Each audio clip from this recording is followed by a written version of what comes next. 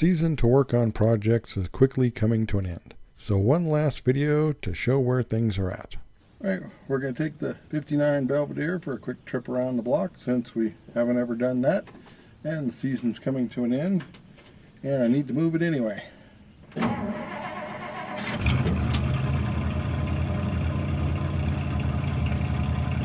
seatbelt.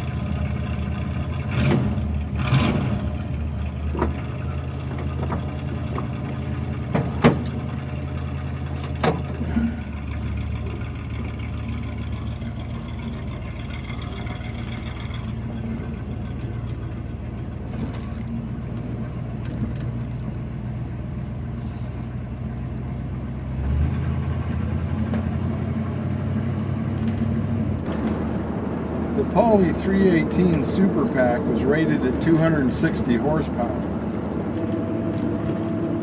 But this one was pretty wore out when I got it. So it's been bored out to use the pistons of a 325, which was rated at 285 horsepower. And this one has aftermarket dual exhaust.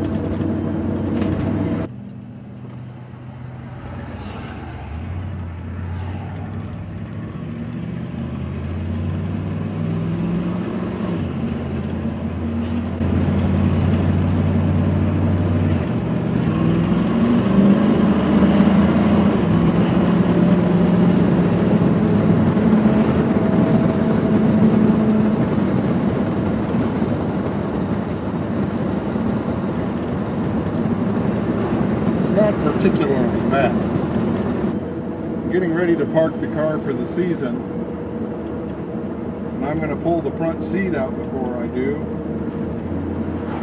so I can apply what I did to the back seat to the front, and hopefully I've learned a couple of things so that it'll come out a little better. I also need to see what I can do about the steering. I don't know if the slop is in the box itself, but there is slop. It's got this giant ass steering wheel on it, which was necessary if you didn't get the power steering.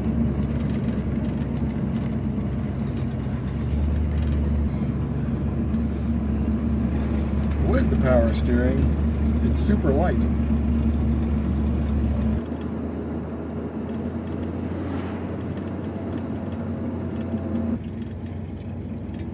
It is fun to drive.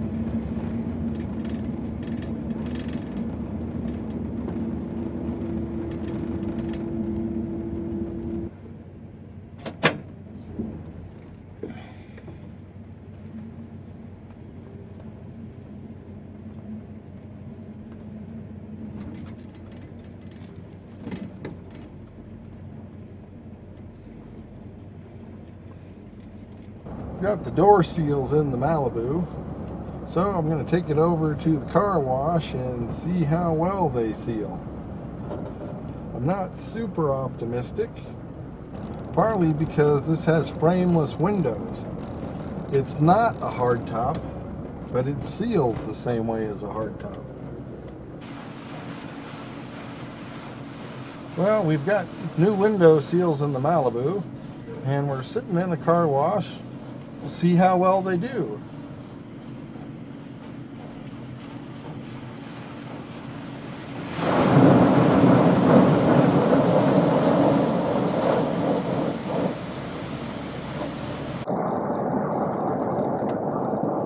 I really enjoy driving this car.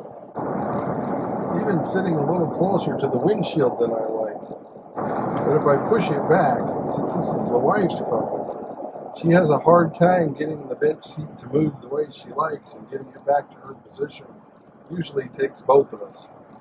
Some of you may have noticed that over the last few years, we've been getting into a full station wagon kick. So when we ran across a 1991 Ford Crown Victoria LTD Country Squire for $400, we had to pick it up.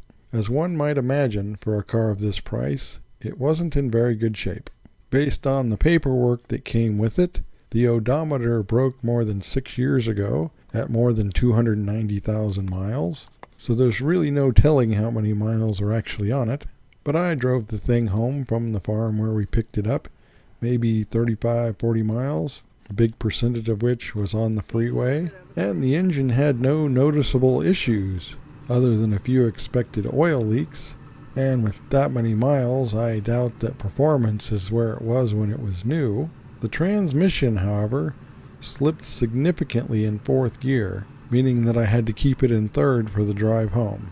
Probably not helping out the mileage, but it drove just fine. And aside from other wear and tear issues, the other big issue would be if you turned on the climate control in any way, it sounded like you had a wild animal stuck in the dash. The car itself has the traditional boxy station wagon look, as most of the design is unchanged since 1979. But both the interior and the front end were freshened in 1988 to give it a more modern look, which is to say it has slightly less of that family truckster thing going on.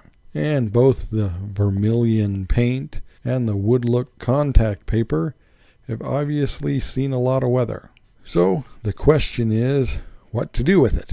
Well, step one is obviously to get a new transmission for it. In this case, one from Summit Racing, which of course led to a problem of its own, as the Mustang is automatic on the floor and the Squire is automatic on the column. But converting it to bucket seats and a floor shift doesn't seem like a terrible idea. The EFI 5-liter was originally rated at 150 horsepower and 280 pound-feet of torque, but it's still essentially the same engine that came in the Mustang, so I priced parts to convert it to Mustang specs. Cam, throttle body, headers. Ow. So I picked up a used engine from a 95 Mustang GT with a fraction of the miles on it, which should provide a gain of about 75 horsepower and 20 pound-feet of torque, as well as weighing about 40 pounds less, mostly due to the loss of the cast iron exhaust manifolds, as well as the less power-robbing serpentine belt system. Of course, the car itself still weighs 400 pounds more than a Mustang. Naturally, the original motor mounts will still work, but the bigger backwards-facing intake manifold hit on the windshield wiper motor.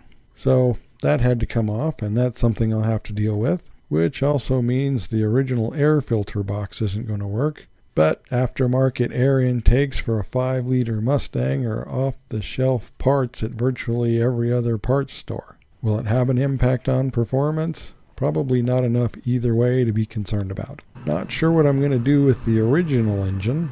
Maybe rebuild it and find a new home for it, or maybe just sell it to some other lunatic who's more motivated to do the same thing. Of course, after 2 years, I've done little more than drop the engine in it. Nothing is connected, it's just sitting in there. And thanks to a little mishap with a lawnmower and a rock, one of the back windows has been busted out. But presumably, I will eventually find the time to continue working on it, because who hasn't wanted to Mustang a Country Squire? As always, thanks for watching, and don't forget to comment below.